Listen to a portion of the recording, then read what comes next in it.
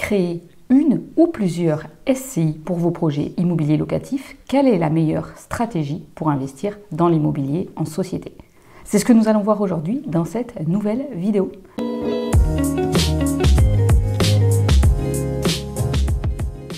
Bonjour, je me présente, je m'appelle Célia Pétrisson, je suis expert comptable, je suis la fondatrice du cabinet PMC Expertise Comptable, un cabinet spécialisé dans l'accompagnement des investisseurs immobiliers, mais également des professions libérales. On a une chaîne YouTube dédiée aux professions libérales, tu trouveras le lien dans la bio. À titre personnel, j'ai investi également dans l'immobilier locatif. Aujourd'hui, on va répondre à une question que beaucoup d'entre vous se posent dans le cadre de projets immobiliers locatifs. Est-ce que l'on doit créer une SCI par bien immobilier ou est-ce qu'on doit créer une seule SCI qui doit porter plusieurs biens immobiliers locatifs? Est-ce que c'est vraiment une bonne idée de tout regrouper sur une seule et même structure? C'est ce que nous allons voir dans cette vidéo. Eh bien déjà la réponse, comme toujours en immobilier, ça dépend des cas. Donc c'est pour ça qu'on va faire le point sur les cas où c'est intéressant d'avoir plusieurs biens dans une même SCI et les cas où ça peut présenter un intérêt d'avoir un bien immobilier détenu par SCI. Alors déjà au niveau des inconvénients d'avoir plusieurs SCI, donc le premier inconvénient c'est déjà bien sûr le coût, puisque à chaque nouvelle structure constituée, ce sont bien des sociétés, vous allez avoir des frais liés à l'immatriculation des sociétés.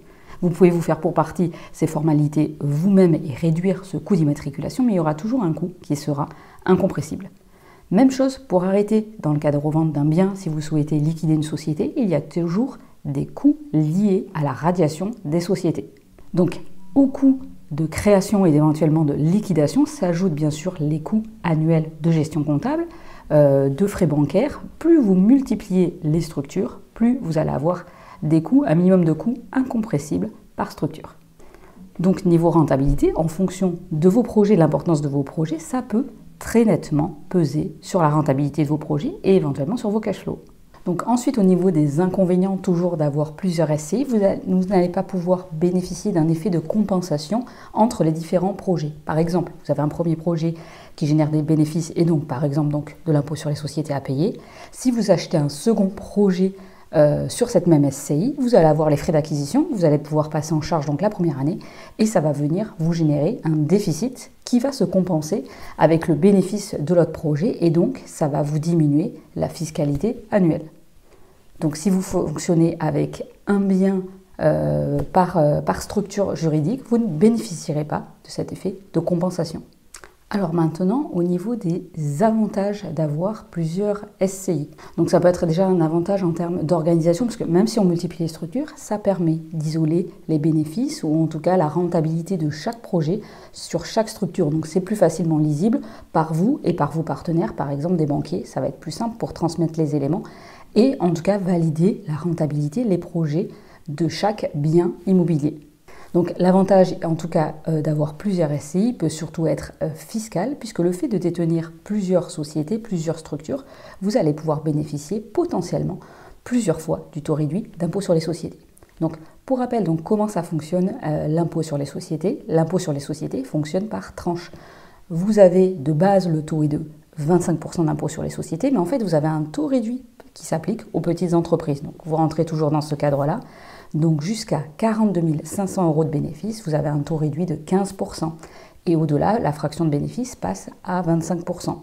Donc imaginez, vous êtes dans le cas où vos projets sont rentables, vous avez plusieurs biens immobiliers, ils génèrent du bénéfice, ou on se place peut-être dans plusieurs années, puisque vous avez moins d'amortissement, moins d'intérêt d'emprunt, les bénéfices augmentent, ils dépassent 42 500 € de bénéfices, vous serez taxé à 25% dessus au lieu de 15% si vous aviez multiplié les structures. Même chose également en cas de revente, puisque quand vous revendez un bien, en quelque sorte, la plus-value est taxée à l'impôt sur les sociétés. En cas de revente du bien, donc cette plus-value est taxée à l'impôt sur les sociétés, et donc ça va vous faire franchir très rapidement l'imposition, en fait, au taux normal à 25%, là où si vous aviez peut-être un bien par projet avec au départ un déficit ou un résultat proche de zéro, vous alliez bénéficier du taux simplifié d'impôt sur les sociétés de 15%. Donc voilà, en multipliant les SCI, vous bénéficierez, alors ça dépend de votre stratégie et ça dépend du montant de vos projets immobiliers, mais potentiellement plusieurs fois du taux réduit d'impôt sur les sociétés à 15%. Ensuite, au niveau de il y a une facilité plus grande en termes de revente, en tout cas d'organisation de son patrimoine pour la transmission. Donc ça sera plus simple en tout cas pour transmettre votre patrimoine si vous avez plusieurs enfants, d'avoir plusieurs SCI. Vous pourrez leur transmettre des biens propres à chacun au lieu de transmettre des quotes-parts de SCI qui possèdent plusieurs biens immobiliers, donc ça serait plus simple en termes de transmission de patrimoine. Notre possibilité qu'on avance souvent, c'est le fait de pouvoir vendre non pas le bien immobilier, mais les parts sociales de SCI, où la fiscalité est plus adaptée quand on est vendeur plutôt que de vendre le bien immobilier. Bon, ça, moi je trouve que c'est un argument qui est vraiment à relativiser, puisque dans la pratique, on voit quasiment jamais personne qui achète les parts d'une SCI. On préfère toujours acheter le bien immobilier et c'est tout à fait normal qu'acheter des parts de SCI. Donc c'est vrai qu'en tant que vendeur, ça serait plus intéressant pour vous de vendre les parts de la société, mais en tant qu'acheteur, aucun intérêt d'acheter les parts d'une société existante, puisque déjà vous reprenez l'activité en tant que telle, avec le risque éventuellement, et en plus la personne qui avait le bien avant vous a déjà amorti ou a certainement amorti une grosse partie du bien, donc pas d'intérêt pour vous fiscal en tant qu'acheteur. Donc l'intérêt de la fiscalité en cas de revente des parts, voilà, moi je trouve que c'est vraiment un argument à relativiser. Mais en tout cas sur la partie facilité de transmission du patrimoine, ça c'est vraiment un avantage d'avoir plusieurs SCI. Avoir plusieurs SCI également, ça vous permet une souplesse plus grande si vous souhaitez avoir donc des SCI à l'impôt sur le revenu en fonction de votre stratégie ou à l'impôt sur les sociétés. Parce que si vous avez une seule et même SCI qui par exemple est à l'impôt sur le revenu, dès lors que vous dépassez 10% de location meublée, vous basculez automatiquement à l'impôt sur les sociétés. Donc si vous multipliez les structures, ça vous permet de choisir la fiscalité pour chaque structure. Vous pouvez être sur un projet, sur un bien immobilier à l'impôt sur le revenu, si c'est intéressant d'un point de vue fiscal en tout cas, et sur d'autres structures d'être à l'impôt sur les sociétés. Alors pour conclure, faut-il avoir une ou plusieurs SCI? Donc une seule SCI si vous voulez limiter les frais administratifs et comptables. Les biens sont plutôt du même type, ou en tout cas relèvent de la même type de fiscalité. Si vous êtes à l'impôt sur le revenu, c'est sur tous vos projets, ou à l'impôt sur les sociétés sur tous vos projets. Et si vous achetez régulièrement des biens, que vous voulez compenser les achats avec les ventes, c'est-à-dire avoir fréquemment des frais d'acquisition qui viennent réduire votre base imposable si vous êtes dans une situation où votre SCI est fiscalisé sur les premières années, compte tenu des amortissements.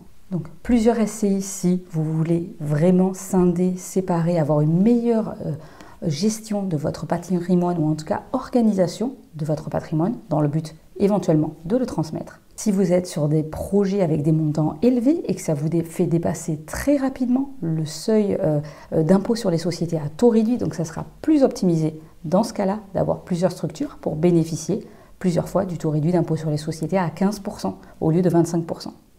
Donc voilà, en fait, il n'y a pas de réponse universelle. N'hésitez pas à me poser les questions si vous en avez en commentaire de cette vidéo, me dire quelle est également votre stratégie dans votre situation personnelle. N'hésitez pas à liker la vidéo si vous l'avez aimée ou trouvée utile et abonnez-vous pour suivre nos prochaines vidéos. On se retrouve très bientôt.